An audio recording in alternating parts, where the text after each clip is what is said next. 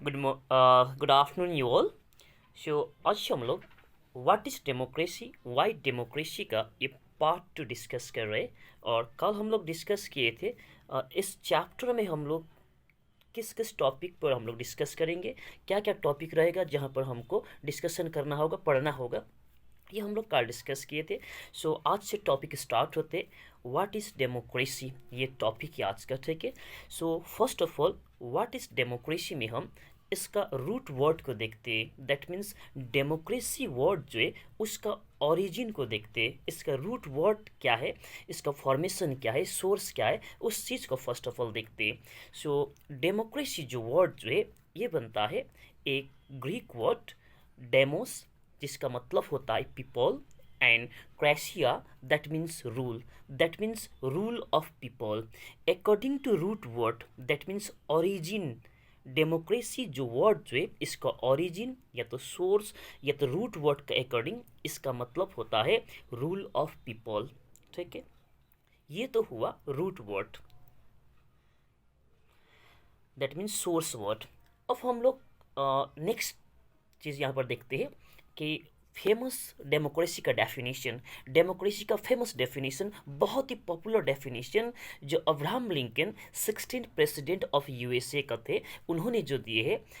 ये डेफिनेशन है आपका government of the people, for the people and by the people, ठीक है। और इसका मतलब आप जानते हो, वहाँ पर आप कमेंट करके लिख दीजिएगा इसका मतलब क्या है, ठीक है। हिंदी में इसको किस तरह से आप इसको इलाबोरेट करोगे तो वहाँ पर आप कमेंट करके लिख दीजिएगा। और हमको लगता है कि आप सब इससे वाकिफ़ है और आसानी से इसको वहाँ पर लिख सकते हो, एक्सप्लेन कर सकते हो, ठीक है। ये तो हो गया पॉपुलर या तो फेमस डेफिनेशन, ठीक है।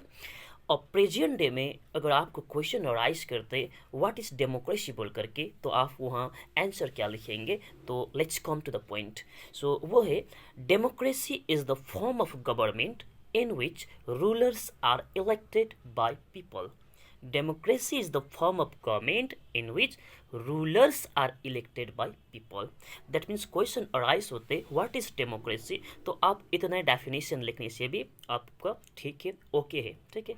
अगर आप चाहते हैं इसका सोर्स वर्ड, पॉपुलर डेफिनेशन और उसके बाद इस प्रेजेंट फॉर्म में आना चाहते हो, वो भी ओके है, दोनों ही तरह से सही है, ठीक है। सो बट यहाँ पर यही है, democracy is the form of government in which rulers are elected by people. ये डेफिनेशन सिर्फ और सिर्फ लिखने तक के लिए सीमित है, ठीक है। सिर्फ इतना डेफिनेशन को लेकर के आप ये नहीं कह पाओगे कि कोई भी एक पर्टिकुलर कंट्री डेमोक्रेटिक कंट्री है या नहीं, ठीक है। जैसे कि आप यहाँ पर देखिए इस डेफिनेशन में क्या कह रहा है, democracy is the form of government, democracy इस तरह का गवर्नमेंट है in which rulers are elected by people. That means जहाँ पर जिस कंट्री में रूलर्स जो है अगर पीपल इलेक्ट कर रहा है, जिस कंट्री में रूलर्स जो है पीपल इलेक्ट कर रहा है, तो वो डेमोक्रेसी है इस डेफिनेशन के अकॉर्डिंग। तो इसीलिए मैं आपको कह रहा हूँ कि ये सिर्फ लिखने के लिए है, ठीक है। कौन कंट्री डेमोक्रेटिक कंट्री है या नहीं है उसको अच्छी तरह से समझने के लिए ये डेफिनेशन काफ़ी नहीं है, किंतु लिखने के लिए यही डेफिनेशन है, ओके। तो ये इसीलिए बोल रहा हूँ क्योंकि इस डेफिनेशन का अकॉर्डिंग यही पता चल रहा है कि जिस कंट्री में भी, ठीक है, ऐसा कोई भी कंट्री जहाँ का रूलर जो है पीपल इलेक्ट कर रहा है तो वो डेमोक्रेसी है।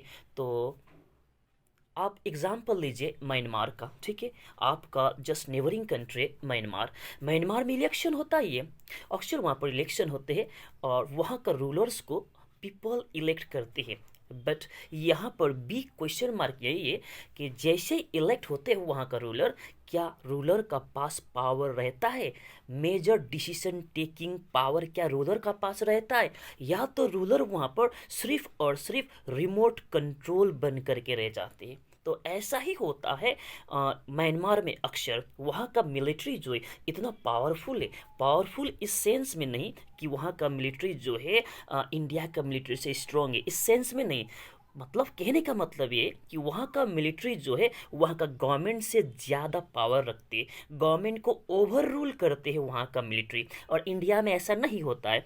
इंडिया में जो गवर्नमेंट जो है गवर्नमेंट का अकॉर्डिंग मिलिट्री यहाँ पर चलते हैं, ठीक है, बट वहाँ पर मिलिट्री गवर्नमेंट को चलाते हैं और अक्सर मिलिट्री का पास रिमोट कंट्रोल रहता है गवर्नमेंट का, ठीक है। सो उस केसेस में हम कैसे कहेंगे कि वहाँ पर डेमोक्रेसी है, ठीक है। तो ये एक बात हुआ कि मेजर डिसीजन जो है वो कौन ले रहा है, इलेक्टेड रूलर्स मेजर डिसीजन ले रहा है तो वो डेमोक्रेसी है। अगर ऐसा नहीं हो रहा है, इलेक्शन तो हो रहा है और रूलर जो है पीपल ही इलेक्ट कर रहा है, बट जब मेजर डिसीजन जब लेने का बात आता है तो इलेक्टेड रूलर्स मेजर डिसीजन नहीं ले पा रहा है, कोई उनको रिमोट कंट्रोल के तरह वहाँ पर यूज़ कर रहा है, तो उस केसेस में उस कंट्री को हम डेमोक्रेटिक कंट्री नहीं कहेंगे। Point number 1। पॉइंट नंबर 2, अब इलेक्शन सिर्फ होना ही यहाँ पर डेमोक्रेटिक कंट्री नहीं है। इलेक्शन कैसे हो रहा है, फ्री एंड फेयर इलेक्शन हो रहा है कि नहीं, दैट मीन्स इलेक्शन जो हो रहा है फ्री एंड फेयर इलेक्शन हो रहा है कि नहीं, ये भी पॉइंट हमको देखना होगा।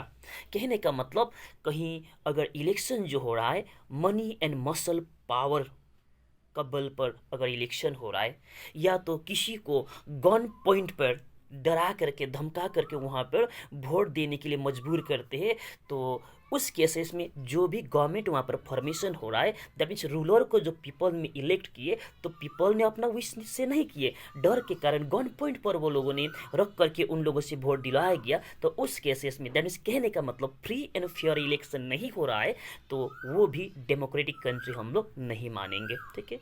और साथ साथ इलेक्शन क्या रेगुलरली हो रहा है, जिसकी प्रेजेंट है इंडिया का बात करेंगे, जनरली एवरी 5 ईयर्स में यहाँ पर इलेक्शन होती है, तो क्या ऐसा तो नहीं कि कभी 7 ईयर्स 8 ईयर्स पास हो गया उसके बाद भी इलेक्शन नहीं हो रहा है, ठीक है। बहुत इरेगुलरिटीज चल रहा है इलेक्शन जो कंडक्ट करने में, तो उस केसेस में हम इसको कैसे कह सकते हैं कि वो डेमोक्रेटिक है। इलेक्शन भी स्टिपुलेटेड टाइम में, दैट मीन्स वहाँ पर रेगुलर बेसिस में इलेक्शन भी होना चाहिए। और साथ साथ वन जो वोटिंग के जरिए पीपल इलेक्ट तो कर रहे रूलर्स को, तो वो वोटिंग कैसा है, 1 पर्सन 1 वोट 1 वैल्यू है कि नहीं, क्या ऐसा तो नहीं जैसे कि प्रेजेंट डे का बात एग्जांपल आपको बता दूं कि अंबानी जो है, ठीक है, रिच पर्सन है, तो अंबानी अगर वोट देंगे तो उनका काउंटिंग 2 होगा, और कॉमन पीपल वोट देंगे उनका काउंटिंग जस्ट 1 होगा, क्योंकि वो तो कॉमन पीपल है ना, पुअर पीपल है ना। क्या ऐसा तो नहीं है, ऐसा सिस्टम तो नहीं है 1 person equals to 1 vote cast करेंगे, 1 वोट का 1 वैल्यू काउंट होना चाहिए, क्या यही सिस्टम चल रहा है, तो सही, नहीं तो उसको डेमोक्रेटिक नहीं मानेंगे। दैट मीन्स कौन कंट्री डेमोक्रेटिक है सही मायने में या नहीं है, उसको अच्छी तरह से जानने के लिए हमको डेमोक्रेसी का फीचर्स पर हम लोग एक एक करके डिटेल में डिस्कशन करना होगा, देखना होगा। तो ये आज हम लोग जो डिस्कस किए व्हाट इज़ डेमोक्रेसी, अब हम लोग कल से डिस्कस करेंगे features of democracy. Okay, thank you, bye bye.